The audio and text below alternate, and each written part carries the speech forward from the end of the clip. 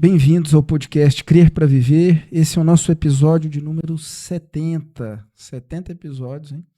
Bastante tempo já, bastante conteúdo. A gente segue com o tema. Não vou fazer a promessa, mas a gente tem a intenção de dar um desfecho nesse episódio, né? Vamos ver se a gente consegue. Monogamia, a perspectiva de uma renovação. Essa é a parte 4. Eu sou Timóteo Madaleno, eu sou psicólogo, sou doutor em psicologia pela UNB, eu tenho uma formação em teologia pastoral e urbanidade e sou professor de psicologia e educação do Instituto Federal de Goiás, no campus Goiânia. Professor Cláudio Ivan de Oliveira. Professor Cláudio também é psicólogo, doutor em psicologia pela UNB. Professor Cláudio tem uma formação em teoria social, tem uma formação em teologia pastoral e urbanidade. Ele é professor de História e Epistemologia da Psicologia pela PUC de Goiás. Professor Anderson Cleiton Pires, ele é teólogo, ele é filósofo, ele é sociólogo, ele tem um doutorado em Sociologia pela Universidade Federal do Rio Grande do Sul e um doutorado em Teologia em Hermenêutica Bíblica pela EST de São Leopoldo do Sul. Rapidamente lembrando, o último episódio foi destacado o conceito de bondade. Se a gente está falando de uma perspectiva de renovação do modelo monogâmico, né, que é o modelo dos casamentos, né, nessa ordem vigente que a gente analisou longamente, são muitas variáveis aí.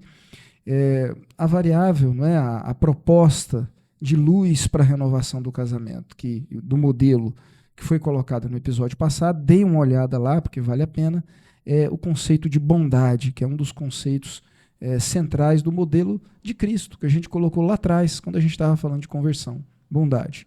E agora a gente segue adiante, vamos ver se a gente consegue dar um desfecho ou se a gente vai precisar de mais algum, né?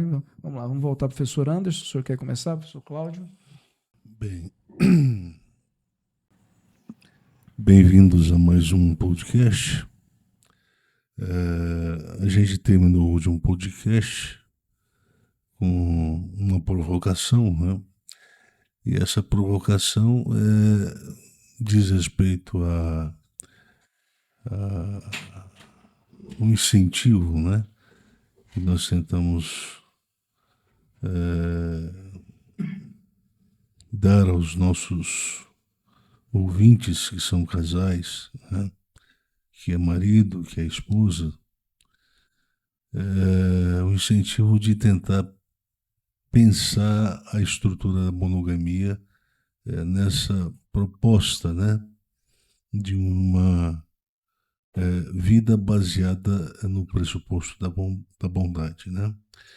Bondade de definição: faça para o outro aquilo que gostaria que ela fizesse por ti. Pois bem, fazer para o outro aquilo que você espera que ela faça por você é sempre um desafio que impõe também alguns limites do ponto de vista da engenharia da interação humana. Porque você sempre está projetando no ato de doação algo em troca daquele para quem você doa afeto. Note bem, o conceito é o conceito de amor. Porque se diz que que Deus amou o mundo. Essa expressão Deus amou o mundo é uma expressão que também se refere que nós temos que amar Deus. Então, preste atenção, tem alguma coisa de difícil, complexo nisso tudo. É entender exatamente até que nós podemos usar o mesmo conceito para definir relações diferentes. Quando eu digo que Deus amou o mundo, o conceito usado é um conceito que deveria ser de uma grandeza semântica incomparável. Quando eu digo ame a Deus, então, veja bem, eu estou colocando o mesmo conceito para definir lógicas de interação diferentes. A grandeza é diferente aí. Uma coisa é Deus amar a humanidade e dar uma demonstração desse amor. ele não faz o sacrifício, ele envia o seu único filho, mas não é de forma sacrificial. Jesus, ao provar o amor que tinha por nós, diz o apóstolo Paulo, ele dá a sua própria vida, mas também não é de forma sacrificial. Para ele, não. O conceito, rogo-vos, pois, que apresentei a Deus aquela expressão que é como sacrifício vivo, que é o vosso culto racional. Sacrifício, sim, faz sentido para a gente. Porque quando nós nos doamos, existe uma medida de prejuízo que está implicado nesse ato de adoação eu-tu. Mas em relação a Deus, não existe o sacrifício. Então, toda vez que se pensa, toda vez que nós estamos tentando falar do amor, tentando usar esse conceito para expressar lógicas de interação, estrutura de relacionamento, nós temos que ter consciência disso. No relacionamento, no casamento, nós começamos com um desejo hipertrofiado. O desejo dele por ela, o desejo por ele, pelo marido. É um desejo hipertrofiado. É o desejo tanto pelo corpo dela, como pela presença dela. A presença não do corpo, mas a presença da pessoa, dela na minha vida. Eu não fico conversando com o corpo. Eu converso com uma pessoa da minha esposa. Quando eu quero conversar, tenta fazer uma experiência, tenta conversar com o corpo da sua esposa, quando ela estiver dormindo, no sono profundo. Vamos ver se ela vai dialogar com você. Não vai. Ali é uma conversa com o corpo. Agora com a pessoa não, ela precisa estar atenta, acordada, em estado de lucidez, sabendo diferenciar o branco do preto. Então, esse desejo, ele está relativamente compatibilizado, o desejo pela pessoa e o desejo pelo corpo. Está mais ou menos compatibilizado quando o casamento começa. Agora, note bem, quando a gente fala ame a tua esposa, Paulo fala ame a tua esposa, ele está falando ame a pessoa, obviamente. E cuida da pessoa, obviamente. Mas ele fala como cuida do seu próprio corpo, de forma análoga. Então, ele estabelece uma relação de cumplicidade entre o cuidar da pessoa, entre o amar a pessoa, comparativamente como se ama o corpo. É uma coisa complicada. Porque a pessoa, à medida que vai progredindo a cultura do relacionamento eu-tu no casamento, a tendência é que os desgastes comecem a produzir as pequenas rachaduras na relação. Os pequenos atritos vão produzindo descontentamentos que vão se convertendo em linguagem de ressentimento. O ressentimento não atua sobre o corpo, mas atua sobre a consciência e, portanto, afeta diretamente a pessoa. Se afeta diretamente a pessoa, um primeiro modo de alienação que acontece na relação é uma alienação de natureza subjetiva. Essa alienação de natureza subjetiva é difícil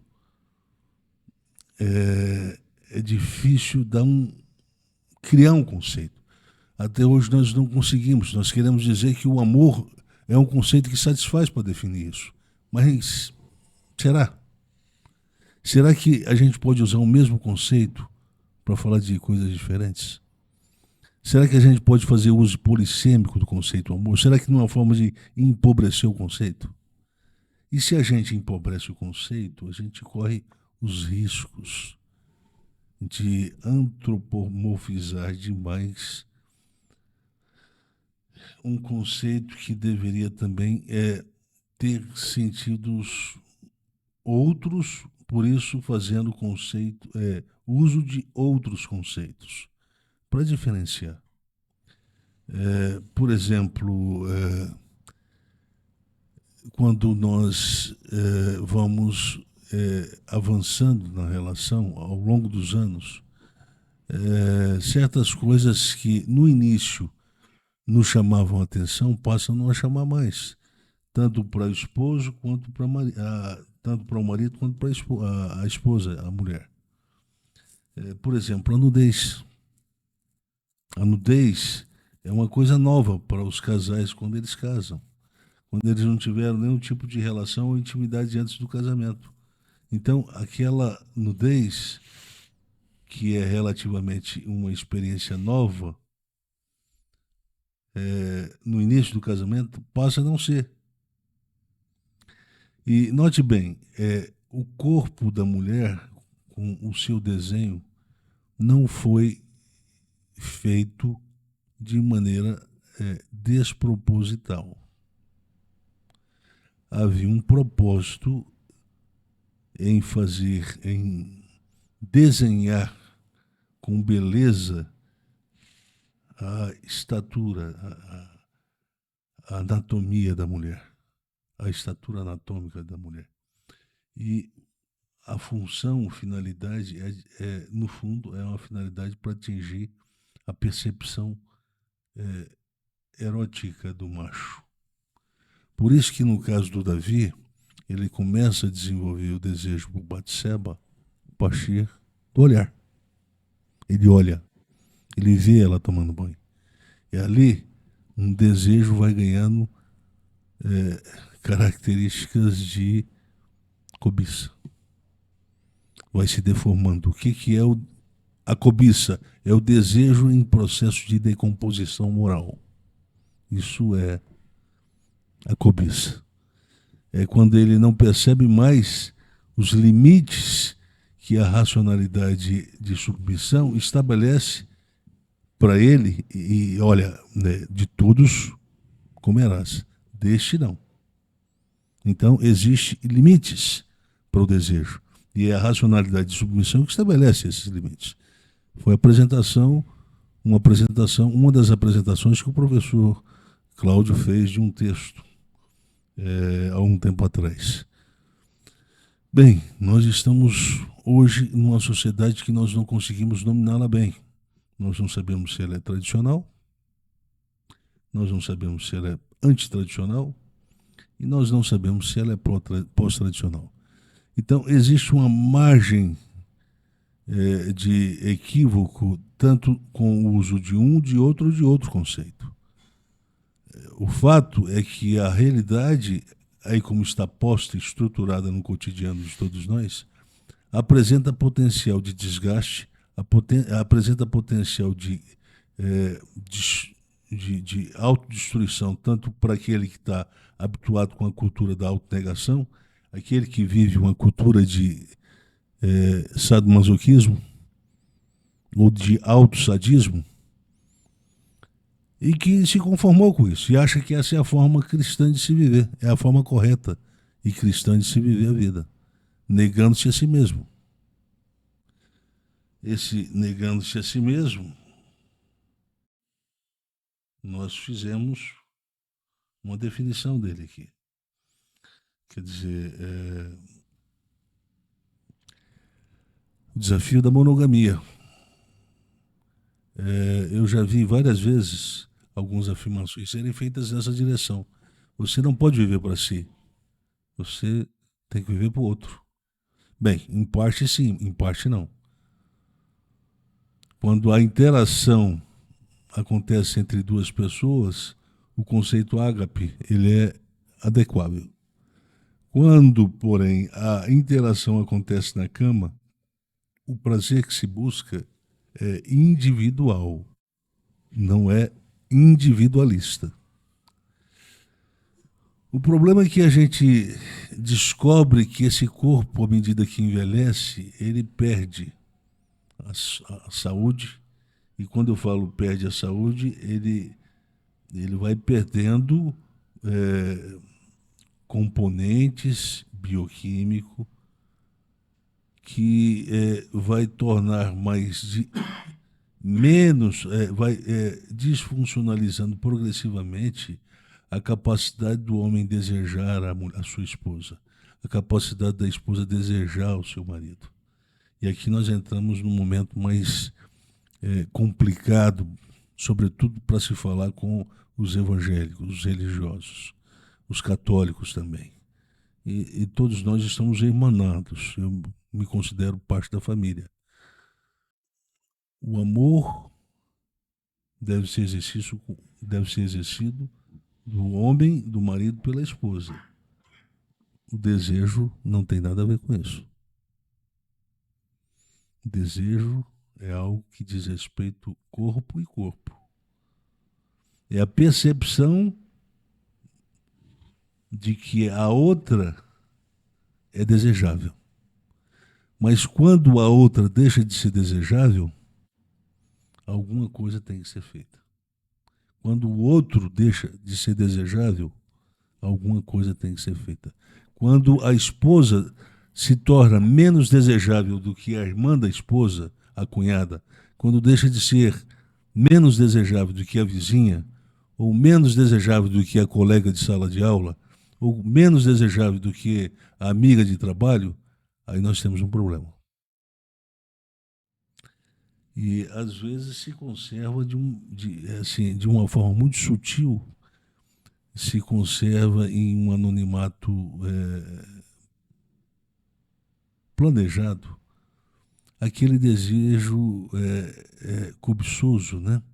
A expressão essa que se usa no texto grego, o desejo cobiçoso, por alguma mulher. O marido desenvolve essa cultura mental, subjetiva, silenciosa. A esposa de igual forma. Isso vai criar definições claras dentro de experiências no mundo onírico. No mundo onírico, vocês vão ter a experiência com essas figuras, com esses arquétipos de beleza feminina ou de beleza masculina que foi sutilmente silenciados no mundo real, no mundo objetivo.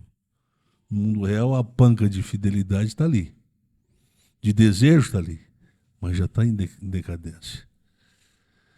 Eu diria o seguinte, a convivência ela tem um potencial de oxidar a apreciação subjetiva, pessoa e pessoa no casamento.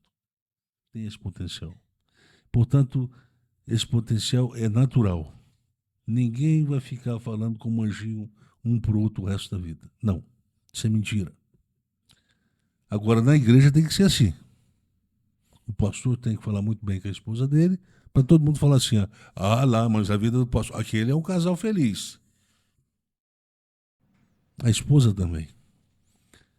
Agora, note bem, existe um tratamento que é dado de forma diferenciada, né?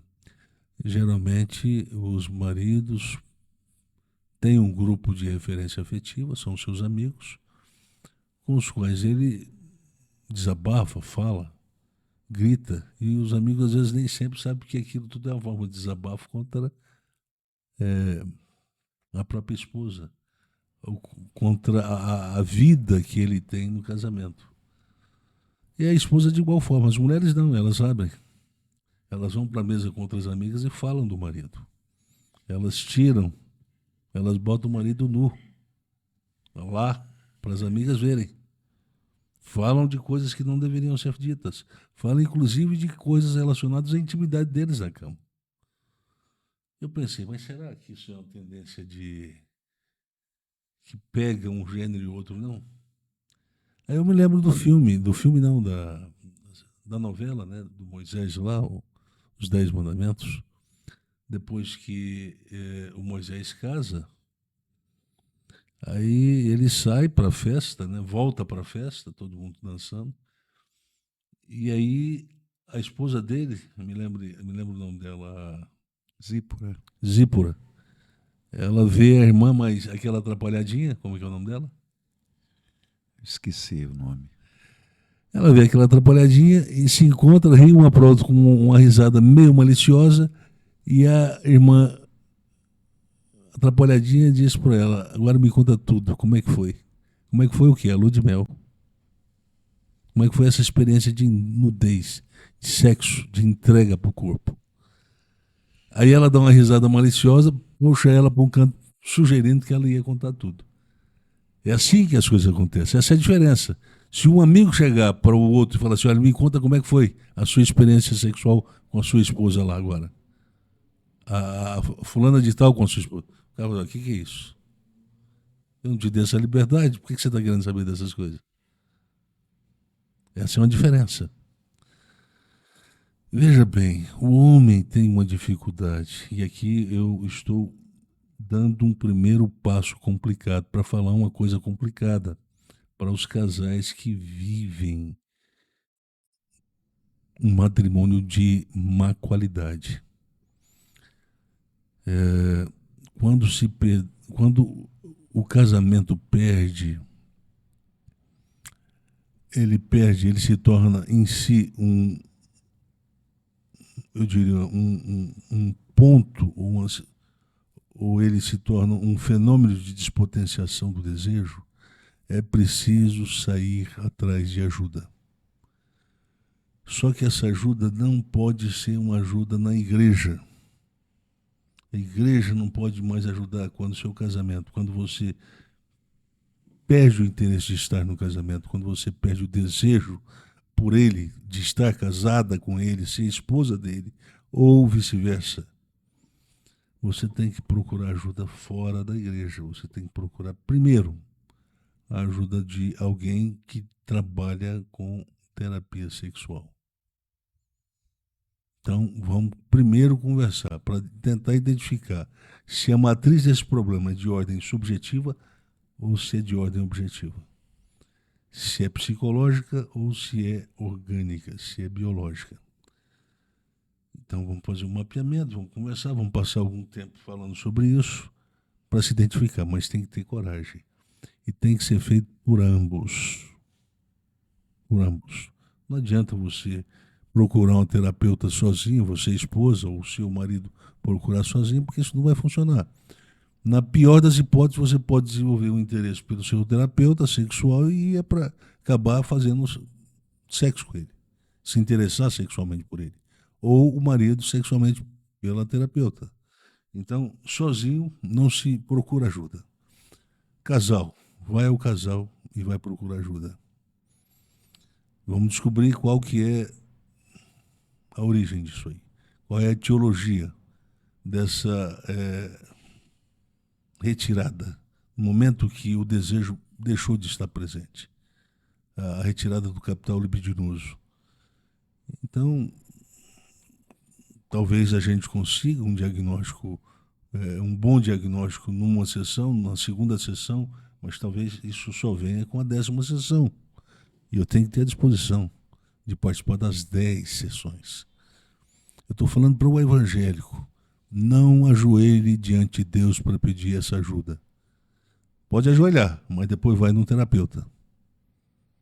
Porque esse tipo de circunstância é uma circunstância que precisa ser resolvida diante da competência, ou com a competência, com a ajuda de pessoas competentes para resolver esse problema. E aí primeiro se pensa de uma impotência a nível psicológico. É quando a sua esposa ou o seu marido se deixou ou deixou de ser sexualmente desejável. Mas é uma impotência psicológica, porque você está com os hormônios em dia. Você, marido, está com o hormônio em dia e você, esposa, está com o hormônio em dia. Mas você não tem mais desejo. Você, esposa, você, marido, não tem mais o desejo. O que a gente faz? Vamos lá saber. Os hormônios estão em dia. Vamos lá procurar uma ajuda. A minha impotência é psicológica. Aí vamos a fundo. Vamos descobrir se a ausência do desejo está relacionado à matriz do ressentimento. E vamos lá. Vamos conversar. Uma lembrança. Ou uma traição que aconteceu lá atrás, que não foi suficientemente resolvida. Virou cultura ou psicologia do ressentimento. Professor, só uma preocupação que eu tenho, que normalmente a gente pensa nos casos mais graves.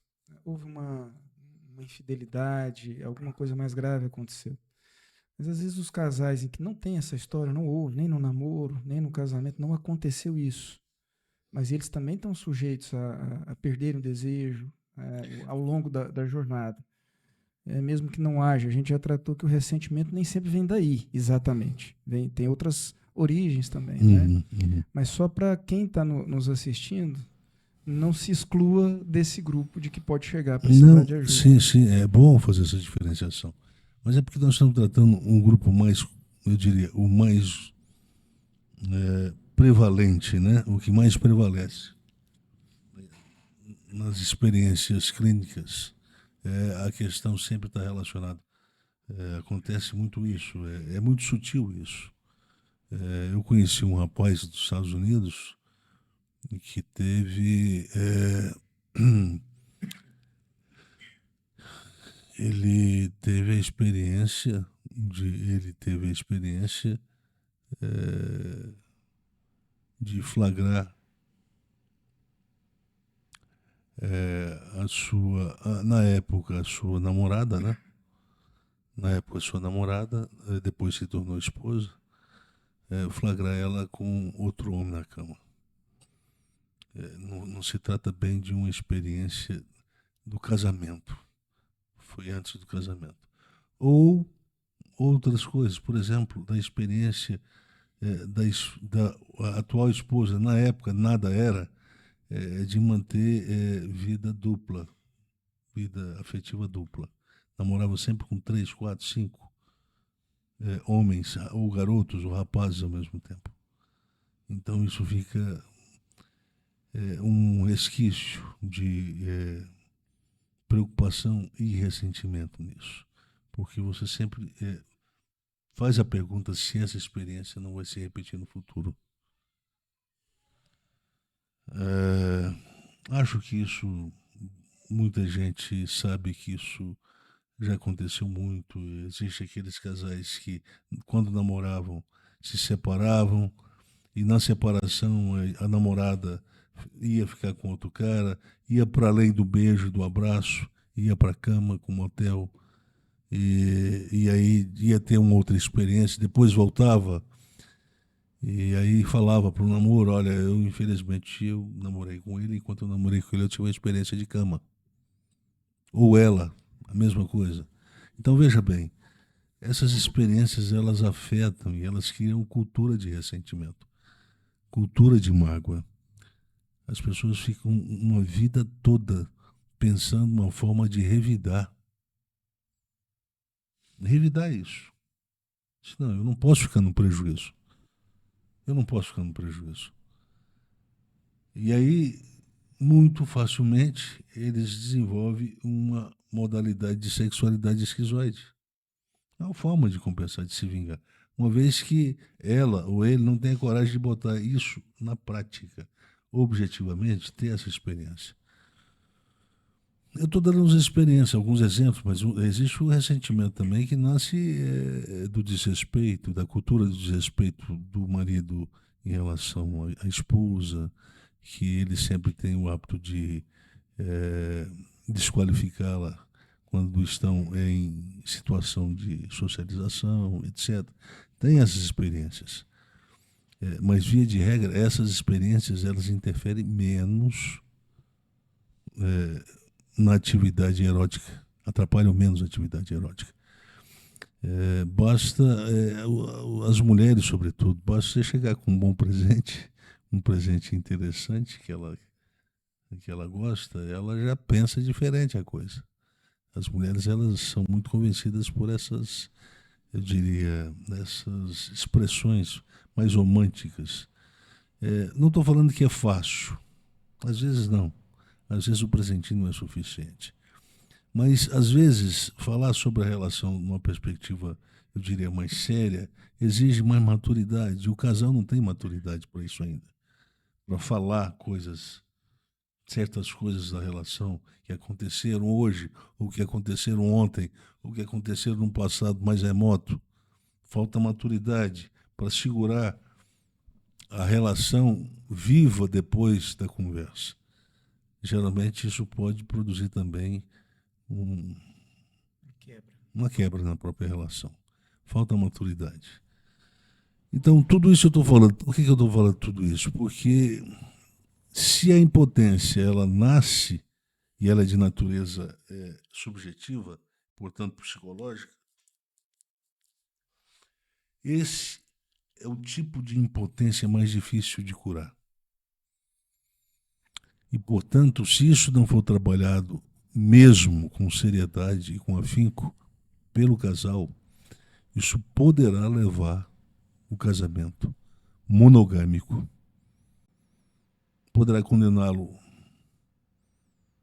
à morte e mesmo, em alguns casos, mesmo que ele seja condenado à morte, ele pode sobreviver de forma teatral, fazendo de conta que está tudo bem, que ela ama ele, que ela deseja ele, que ele deseja ela, mas existem outros elementos e outros interesses que seguram esse casamento.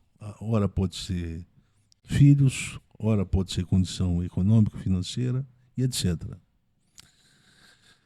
Temos vários fatores. Para os homens existe uma outra questão. Existe o preconceito em relação a procurar a ajuda de um médico para tratar o problema da ausência do desejo, da falta de libido, a ausência do capital libidinoso. E aí nós temos um problema, porque o homem chega lá aos seus 40, 50 anos, e aí ele começa a ter experiências de, eu diria, disfunção, algumas disfunções. E a hora ele consegue começar uma relação sexual, mas ela não consegue ir até o fim. E isso frustra o marido, que vai começar a fazer perguntas sobre a sua virilidade, e isso leva a própria esposa a fazer perguntas sobre a fidelidade dele em relação a ela, ou a própria atratividade dela como mulher, corpo, etc. Isso também aconteceu na novela Os 10 Mandamentos. O irmão de Moisés, né, o Arão, tem um momento que a mulher dele descobre que ele teve numa zona, né, mas não com a intenção de ter relação com a prostituta, com outra finalidade. Ele não se sujou, mas ele vem e fala para ela, e ela vai e discute, fala assim: olha, eu sei que eu depois que tive filhos eu engordei, eu já não sou tão bonita mais, atraente mais, mas, e chorando e reclamando, e ele dizendo: olha, você é a única mulher que eu amo, é a única mulher que eu desejo. E fez uma confissão meio que shakespeariana para ela no meio da rua, perto da casa onde ele morava. Então, essas são as questões que, de alguma forma, são tratadas com tanta dificuldade, com tanto tabu, que os homens, quando fala tem que ir no urologista, aí ele vai pensar: e se eu tiver com problema de próstata? Se a disfunção não for falta de testosterona, for um problema de próstata? E se não for problema de próstata, for problema de testosterona? Como é que eu vou me ver perante os meus amigos, que sempre dei uma de machão, do cara bom de testosterona? Como é que vai ficar isso? Ele fica bancando aquela falsa crença de que ele é um cara bem dotado de testosterona. Não é, mas não tem coragem de compartilhar com os amigos, nem com o melhor amigo. O fato é que ele já não está desejando mais a esposa. E isso está afetando a qualidade moral da relação. Isso, ela passa a ver que tem alguma coisa de errada, provavelmente ele pode ter uma amante, ele já pode estar experimentando essa lógica do mito da grama mais verde, né? E aí ela vai se afastando, ela vai se tornando mais intolerante, ela vai provocando mais o marido e etc. Também pode ser o inverso. O fato é que se ambos não tiverem a coragem de juntos irem a um médico, um andrologista, um endocrinologista ou um urologista para saber exatamente qual é a matriz do problema, se é próstata, se é ausência, é baixa testosterona. Deixa eu falar um negócio para vocês. Eros é amor que funciona à base de testosterona. Eros é isso. Então, você começa com uma quantidade extraordinária de testosterona lá no início do casamento. E com o tempo ela vai declinando. Uns 30 ela já declinou um pouco, depois chega aos 35, declinou mais um pouco, nos 40 mais ainda, e aí vai. Está muito gordo, não faz atividade física, tem problemas de saúde, tem problemas de etc, etc, etc, etc. Tem um cotidiano estressante, um cortisol em cima. Exatamente. Aí existe N fatores que acabam determinando a baixa testosterona. E aí se cria o problema. Como é que faz agora? Não, vamos ter que fazer a política, não, vamos ter que entrar na política da reposição. Não, mas aí não sei, porque existe aí a crença de que isso aí pode dar câncer, o cara começa a repor e papai. Moral da história, se cria um problema na relação, não se resolve o problema, baseado no medo. Em outras palavras, não vai haver mudança e, portanto, o casamento vai ser condenado à destruição. Por que vai ser condenado? Mas 50 anos precisa de sexo ainda? Precisa. 50 anos precisa de sexo com qualidade. 60 anos precisa de sexo com qualidade. 70 anos precisa de sexo com qualidade. Essa é uma demanda do modelo. Não é demanda da pessoa. É o modelo que demanda. Porque se você não exigir, não satisfazer essa exigência do modelo, o casamento não consegue sobreviver. Nesse modelo, não. Eu diria que nem nos outros, nem na poligamia. Por quê? Porque na poligamia existe a rotina com as outras esposas. Tudo que vira rotina, seja com uma ou com 10, vai produzindo a mortificação do desejo, a mortificação do eros. O que eu queria então deixar como recomendação para os casais. Não tenham medo de procurar médicos quando o problema for de natureza hormonal. Às vezes as mulheres precisam também repor a testosterona. Precisam, quem sabe, equilibrar os hormônios, testosterona, estradiol, né? Fazer um equilíbrio, porque a mulher, após os 40, 45 anos, ela já é diretamente afetada por isso, né? Então, procurar a mulher, a esposa tem que procurar, geralmente ela sente mais a vontade de procurar uma médica mulher. Vão lá, mas vamos resolver o problema. É preciso que se compreenda que o marido não pode desejar unilateralmente a mulher sem que a mulher retribua esse desejo. Porque se ela desejar bem menos que ele a relação, em algum momento ele vai começar a se ressentir dela. Pensar que o baixo capital libidinoso dela em relação a ele pode significar que ela tem outros em mente, ou até mesmo que tenha relação com outro homem na vida real.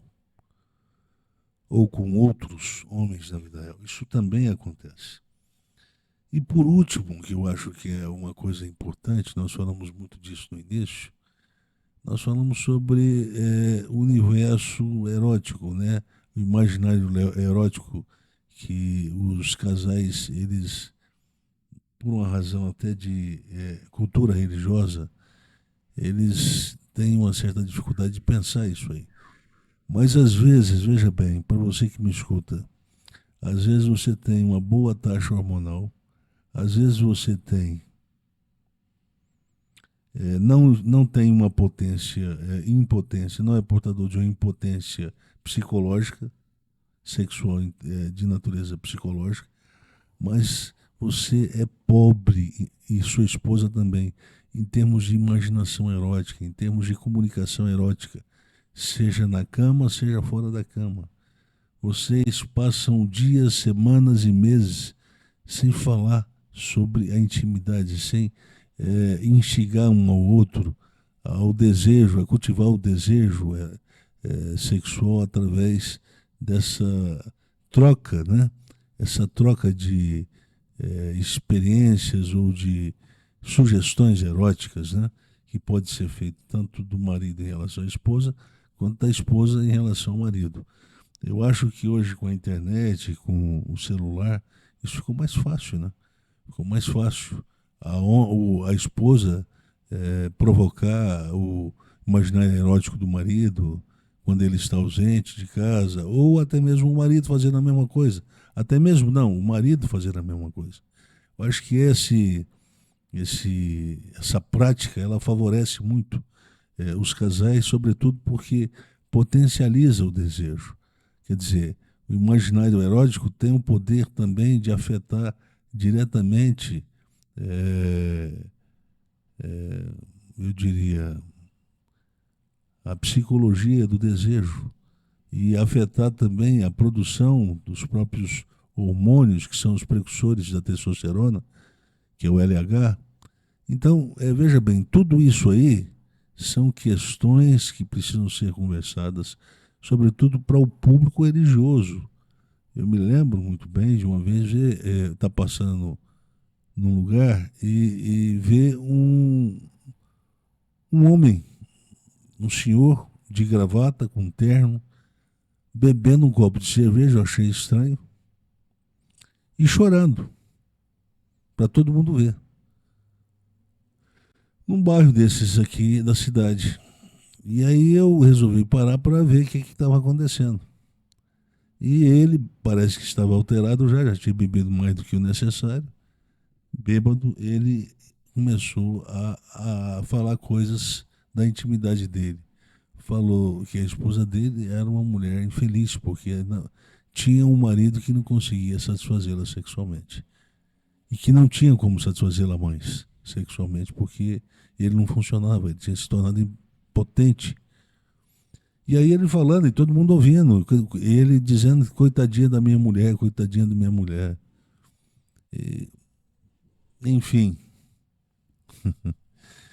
o que eu queria dizer com tudo isso, e que eu acho que é importante que saibam, é que muitos pastores são muito espirituais, se acham muito espirituais e se acham na condição de não tratar essas questões.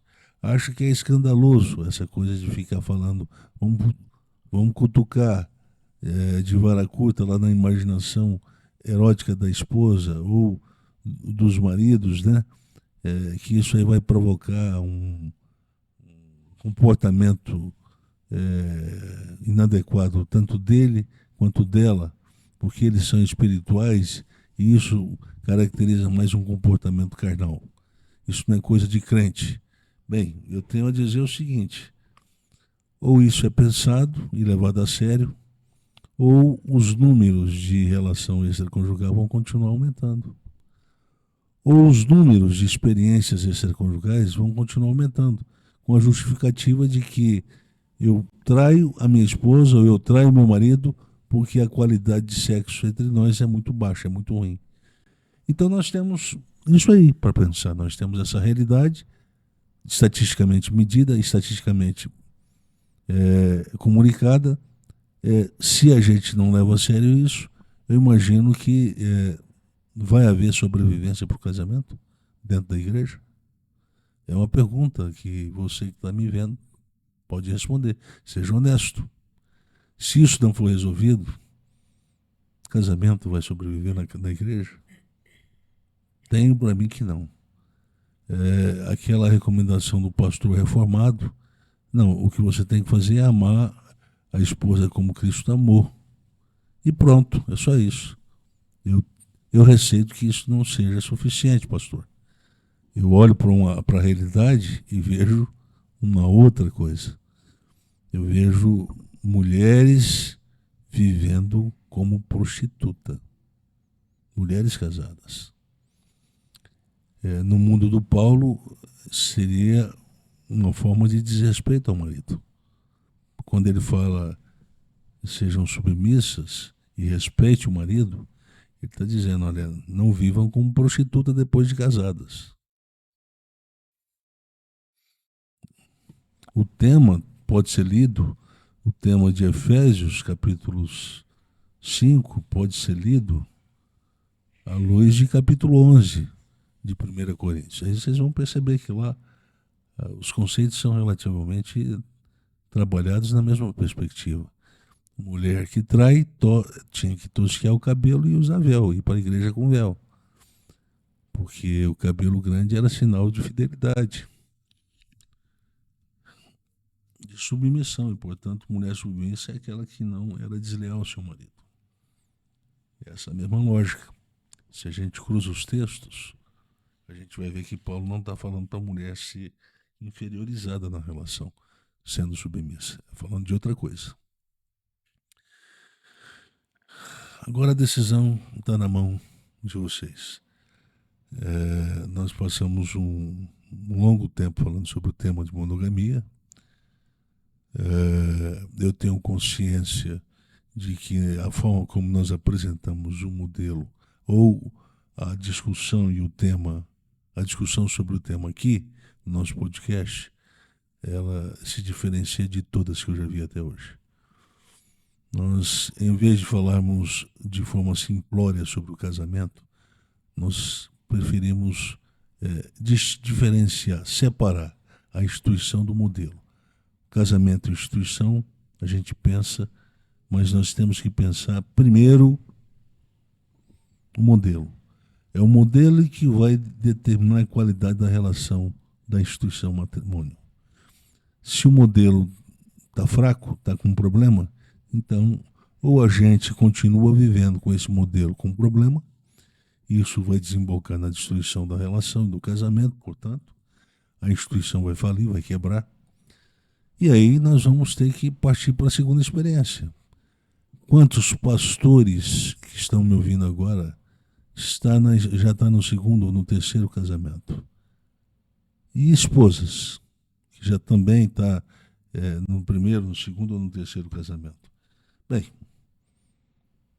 se tivesse levado a sério, se a relação, se o modelo tivesse seguindo uma outra dinâmica, a dinâmica da erotização,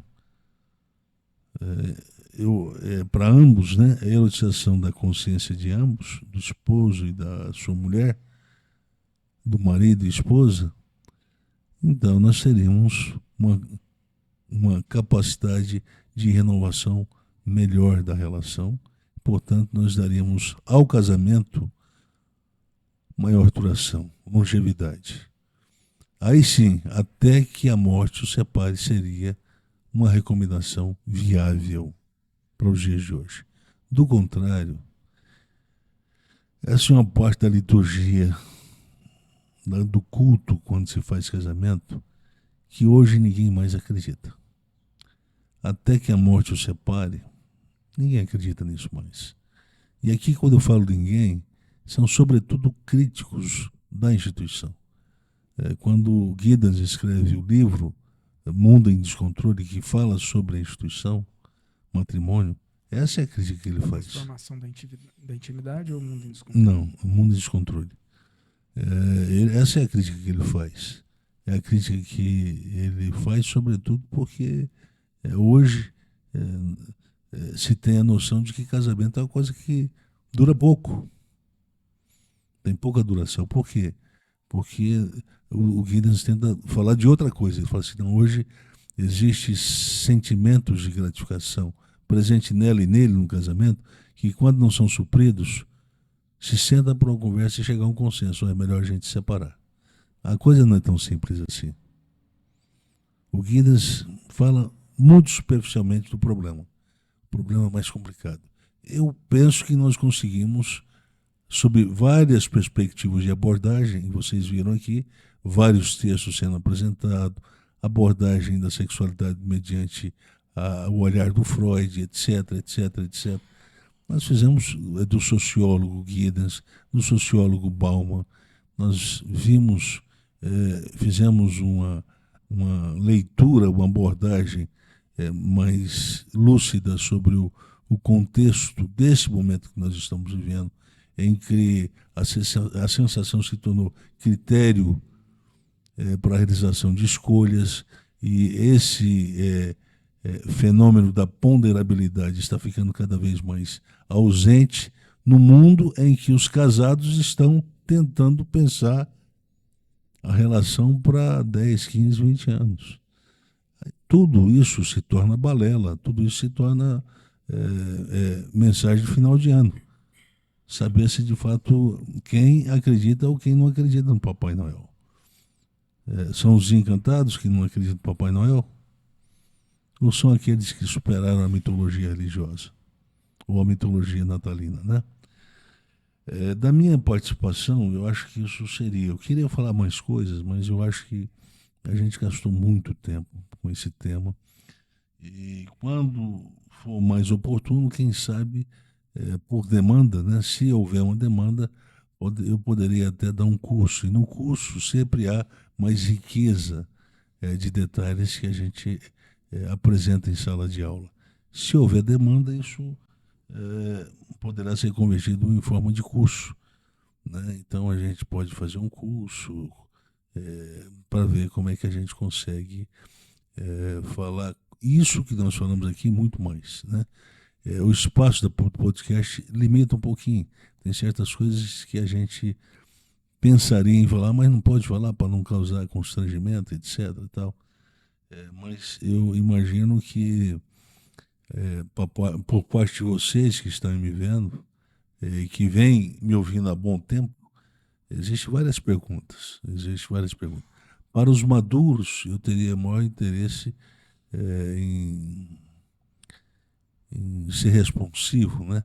Mas isso aí a gente dá essa responsabilidade ao professor Timóteo, ele que cuida dessa parte.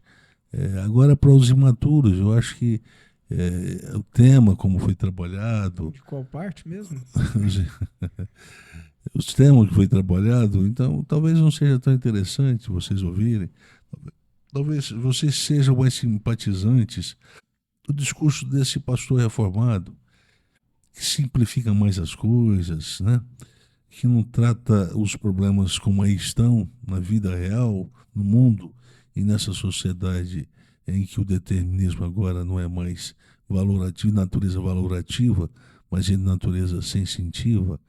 As pessoas vivem pelo que sentem e não pelo que vê, né? Aquela expressão, vivo por fé. Não. A expressão correta, a afirmação correta não é viver pela fé, é viver por sensações. A sensação é que determina. A gente está sentindo demais sem fé. E nós estamos sentindo demais sem ponderar a natureza daquilo que entra para a nossa mente e acaba produzindo uma inversão, uma deformação no nosso sistema de crença, oxidando crenças que são fundamentais para viver uma vida de matrimônio com perspectiva de, eu diria, de prosperidade, né? Professor Timóteo, você tem alguma coisa a falar? Eu espero que quem nos ouviu atentamente e longamente, né, entenda que a gente falou o tempo todo que a nossa proposta é sempre apontar um caminho de renovação pela fé, que isso não está dissociado quando a gente fala de sexualidade, quando a gente fala de erotização, marido e esposa.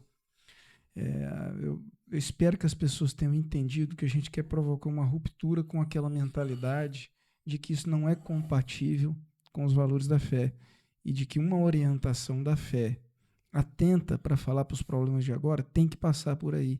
Então a gente não está se desviando do caminho que a gente propôs. Né? A gente propôs um caminho que de fato não pretende se adequar àquilo que está normalmente colocado por aí. A gente quer mostrar o que está em falta, o que não tem sido falado adequadamente. Né? Então, a luz da fé cristã. Sim, então, à luz da fé cristã, a gente está dizendo que entre marido e esposa, a sexualidade tem que ser levada a sério, né? E isso é parte, não é só isso, mas isso é uma parte fundamental desse processo de proteção, desse elo, né? Dessa unidade que está sendo bombardeada, que está sendo contaminada o tempo todo. Então, a gente está falando disso para fortalecer o sistema imunológico do casamento desse vírus, dessa quantidade de vírus que estão presentes no ambiente da cultura. Eu acho que não só é a parte necessária, como é o fundamento do próprio matrimônio monogâmico. O matrimônio monogâmico, a sua estrutura ontológica e funcional, essa estrutura, ela sobrevive a partir da afirmação de que o sexo é não só necessário, ele é determinante para o casamento. Mas não é o sexo pelo sexo, é a qualidade como se faz o sexo. E como é que tem que ser a qualidade? Hedônica. Tem que produzir prazer, intenso prazer. Tem que haver uma junção de cultura do prazer com cultura de sexo. Essa fusão. Porque monogamia, se não for pensada desse jeito, ela vai arrefecer, porque as religiões, sobretudo a fé cristã, não orientam os cristãos sobre esse tema. Alguém pode dizer, não, mas é porque isso não é importante, então. Porque o sexo não é importante para a fé cristã. Pois é, e me fala uma coisa, e como é que a gente resolve o problema da estatística? Não vamos ficar com essa sua resposta? Sexo não é importante? O fato é que por causa do sexo está acontecendo mais infidelidade entre os casais, por causa do sexo, os casais estão se divorciando mais. Então tem que dar uma resposta para isso. E isso não é um problema do membro comum. É um problema do pastor. E aí existe até práticas que são consideradas renovadoras, que é a parte do homenagem a Troá, a parte de experiência swinger. Tem muitos casais monogâmicos que estão partindo para isso, para ver se renova o próprio casamento fazendo isso, que é um problema também, é um engano. Mas, enfim, é também expressão do desespero por parte dos casais que não tem pastor para orientar sobre esse tema nas igrejas. Não tem tema, não tem pastor. Pastor não tem condição, não tem informação, não tem o que fazer. Então, eu vou cessar minha presença, minha contribuição por aqui. Próximo podcast nós já mudamos de tema, um tema bom, novo, intrigante, desafiador e contemporâneo, porque nós vamos tentar trazer elementos da realidade para pensar a nossa fé e trazer a nossa fé para pensar elementos da realidade também. Nessa dialética nós traremos uma reflexão sobre a providência, o reino de Deus e a fé que opera no mundo das contradições, né? Então vamos lá, vamos partir por esse novo tema, porque ele é um tema que estava sempre sendo demonstrado no Novo Testamento a partir das experiências vividas entre Jesus e pessoas adoecidas, no contexto tanto da Judéia como também da Galileia.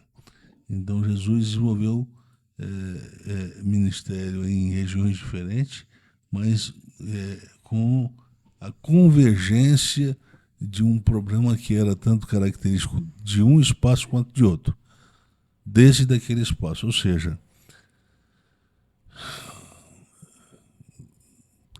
nós temos um Deus que é soberano, mas a nossa experiência na vida histórica, nossa vida cotidiana, muitas vezes se torna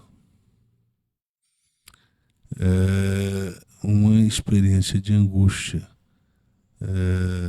porque nós não sabemos exatamente se a soberania de Deus significa a intervenção de Deus no processo da vida, nas experiências cotidianas de quem tem fé. Vamos tentar pensar isso. E esse tema é um tema muito mais longo, mais denso, mais complexo. Nós vamos falar de coisas complicadas, difíceis de se entender. Então, vamos partir para esse novo momento. Espero que todos vocês estejam dispostos a nos acompanhar nesse novo momento e com esse tema que promete ser bastante importante e enriquecedor para a nossa própria fé, né? Despeço por aqui, pastor, professor Cláudio e professor Timóteo. A gente se vê no próximo podcast, então, né? A palavra está com o senhor, pastor. Bem, obrigado, então. Foi uma jornada bem significativa, né? E talvez esse tema tenha sido o tema da monogamia, da sexualidade, tenha sido o tema que mais gerou interações com o público que nos acompanha, algumas interações complicadas, de quem não compreendeu muito bem, e às vezes a gente nem pode deixar lá, né, algumas coisas, a gente percebe a pessoa não compreendeu, e às vezes pode atrapalhar a compreensão de outros, mas algumas bem interessantes, né, algumas interações, comentários, né, mensagens que a gente recebe de pessoas que ficaram surpresas de ver alguém tratando nessa perspectiva, sendo da fé, alguém que represente a fé cristã tratando disso, né? Espero que isso que foi dito ao longo dessas dezenas de episódios continue ecoando por muito tempo, que a gente jogou uma semente que você não joga uma semente e vê a árvore nascer na hora seguinte, não é? Eu espero daqui a alguns anos ainda ouvir relatos e saber de pessoas que foram ajudadas. A gente não faz nada aqui que não tenha uma finalidade de produzir cura, de produzir renovação, de produzir vida. Essa é a finalidade. É crer para viver.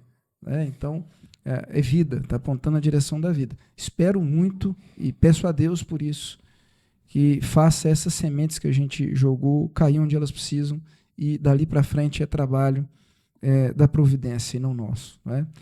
Bem, não se esqueça de curtir, é tão simples, tão fácil e ajuda tanto. Isso vai aparecer para mais telas, não é? Para mais pessoas. Curte, compartilha, comenta com quem precisa. Pessoas que estão em crise no casamento, pessoas que estão pensando em se casar, pessoas que acham que tem um casamento bom. Ninguém está fora desse alvo. Quem acha que tem um casamento bom pode se tornar mais alerta com o que a gente falou aqui, para construir para uma direção, para rever outras coisas. Enfim, comente com as pessoas que precisam, preservando aquelas que não têm a maturidade, a idade ainda para ouvir sobre esse tema, e ajude a gente a fazer isso, a chegar mais longe. Quando você faz isso, assim como quando você contribui para ajudar a manter financeiramente o podcast, você está participando de uma missão que nós acreditamos que nos foi dada por Deus pela providência e que nós nos empenhamos em cumpri-la, né? O que dá senso de propósito, de missão para nós. Muito obrigado por ficar com a gente nessa jornada. Espero que no início do novo tema, na próxima semana, vocês também estejam aqui. Muito obrigado e até lá.